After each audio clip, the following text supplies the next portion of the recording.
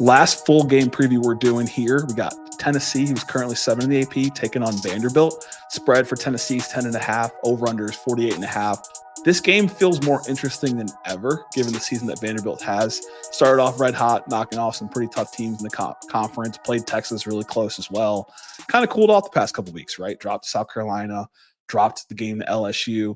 Tennessee, you played UTEP, and now you're finding yourself in a spot where you're most likely, controlling your destiny to get one of the 12 spots.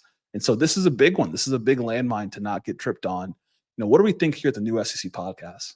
Yeah, I think Vanderbilt plays with a little bit of swagger. They play with I don't want to overuse the word spoiler today, but they play with that mentality of wanting to mess up a team's season and being that, underrated team, the underdog mentality of wanting to do it. And this is Tennessee's last stop before locking in a playoff bid. At this point, should they win this one, it's 93% per ESPN for them to make it with a win in this game. I think it's more of a lock just because of the way the rest of the field's shaped up.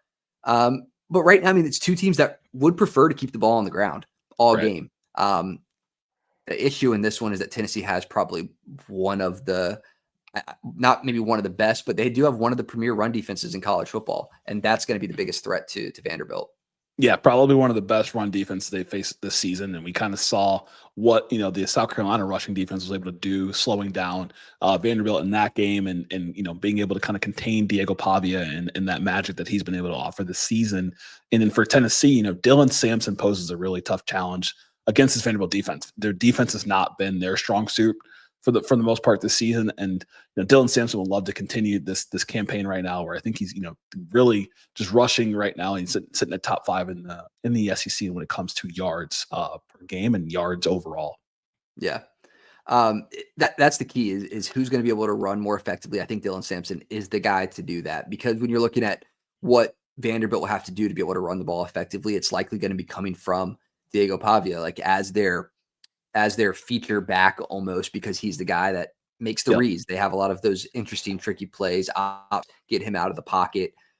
So I wanted to look at what Tennessee did against other quarterbacks that are in a similar suit. And Jalen Milroe, when they played him, one of his worst rushing performances of the season, aside from the most recent Oklahoma game. Speaking of Oklahoma, they had Hawkins in that game held to 1.8 per carry.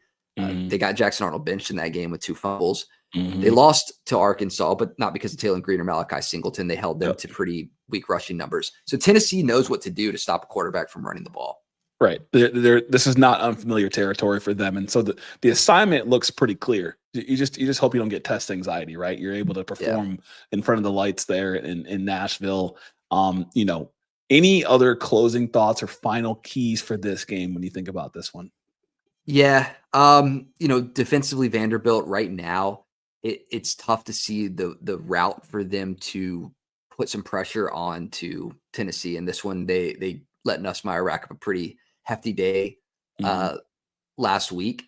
So, I think that Tennessee takes care of business. If you're Vanderbilt, you need to force some turnovers. They're going to run the ball, but with Iamaleava throwing the ball, you have the opportunity to get some 3 and outs. But he's playing great. It's good football, but you might have an opportunity for a takeaway or two. You play the field position game well, you play the clock management game well. Yep. I just think that Tennessee's going to pound the rock too well. So I do like them in this game.